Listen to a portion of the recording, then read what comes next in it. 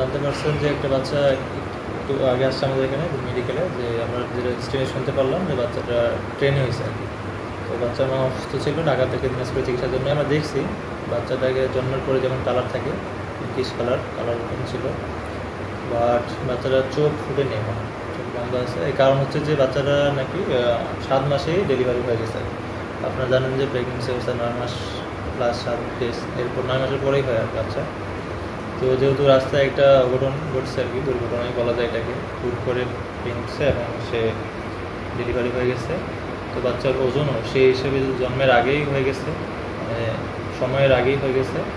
7 মাস বয়সে বাচ্চাটা ডেলিভারি হলো। তো সেক্ষেত্রে তার ওজন একটু কম, আমরা ওজন মাপলাম 1.2 কেজি, 1200 গ্রাম।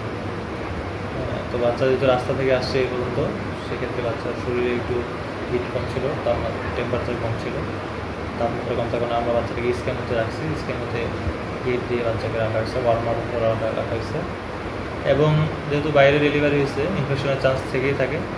আমরা এজ ইউজুয়াল যেমন চিকিৎসা দেওয়ার বাচ্চার ক্ষেত্রে যে চিকিৎসা দিয়ে থাকি, বাচ্চার অ্যান্টিবায়োটিক চালু করা। বাচ্চা যদি মায়ের সাথে নেয়, দুধ খেতে পারতেছে না, বাচ্চাকে এই জন্য আমরা স্যালাইন দিয়ে রাখছি।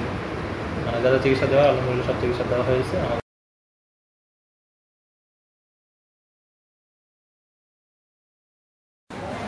আমরা প্রথমে স্টেশনে সংবাদ পাই পাবলিকের মাধ্যমে, তারপরে আমরা অ্যাম্বুলেন্স নিয়ে আমরা রেল স্টেশনে যাই। রেল স্টেশনে যাওয়ার পরে প্ল্যাটফর্মে রুগী এবং বাচ্চা এই দুটোকে ওখানে পাই। ওখান থেকে নিয়ে আমরা অ্যাম্বুলেন্সে নিয়ে আসি সরাসরি দিনাজপুর মেডিকেল হাসপাতালে ভর্তি করাই। ভর্তি করার পর বাচ্চা এবং বাচ্চার মা সুস্থ আছে।